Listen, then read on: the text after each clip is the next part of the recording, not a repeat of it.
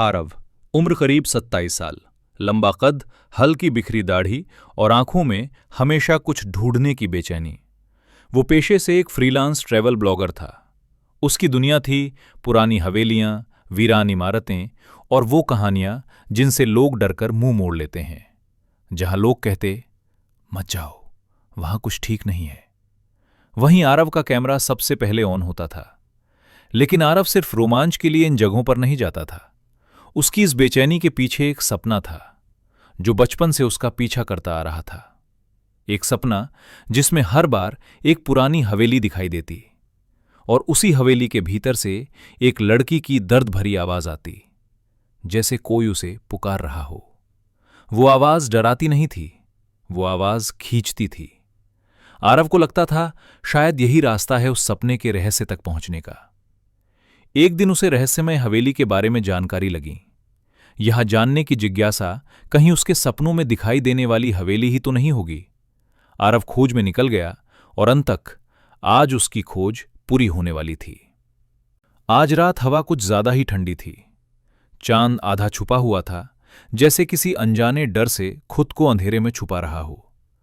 शहर से थोड़ी दूर एक सुनसान पहाड़ी के नीचे खड़ी थी वो हवेली।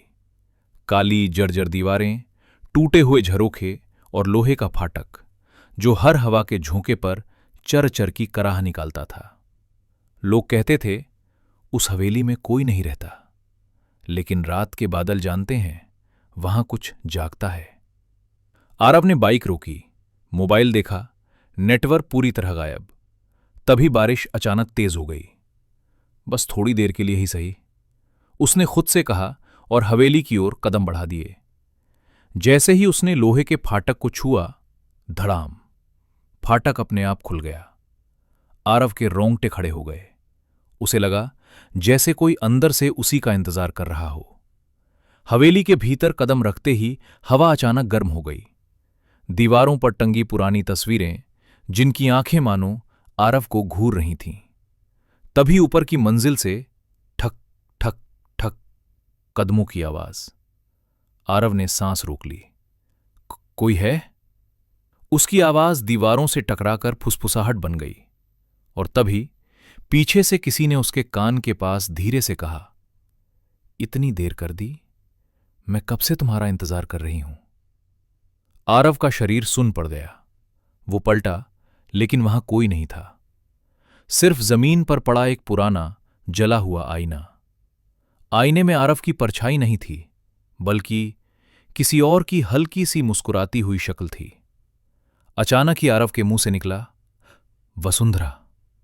अचानक हवेली शांत हो गई, इतनी शांत कि दिल की धड़कन कानों में गूंजने लगी। तभी सामने वाले कमरे की खिड़की अपने आप खुल गई। हवा के साथ चमेली और गीली मिट्टी की हल्की सी खुशबू भीतर आई और उसी पल आरव ने उसे देखा, वसुंधरा। दोस्तों, यही समाप्त होता है हमारी कहानी का पार्ट 1। अगले भाग में खुलेंगे कई ऐसे रहस्य जो आपकी रूह तक को हिला देंगे। कौन थी वसुंधरा? हवेली में उसके साथ क्या हुआ था? आरव के साथ उस रहस्यमय हवेली में आगे क्या घटा? और आखिर क्या था आरव के बचपन से जुड़े उस डरावने सपने का सच? अगर आपको हमारी ये कहानी पसंद आई हो और आप चाहते हैं कि पार्ट 2 आपको जल्द से जल्द मिले, तो वीडियो को लाइक करें और चैनल को सब्सक्राइब करना ना भूलें। कमेंट सेक्शन में लिखें पार्ट 2, ताकि हम जान सकें कि आप इस रहस्य को आगे जानने के लिए कितने उत्सुक हैं। अगले भाग में खुलेंगे कई अनसुने और खौफनाक राज। तो जुड़े रहिए हमारे साथ हवेली में छिपी एक अधूरी प्रेम कहानी के अगले अध्याय के लिए।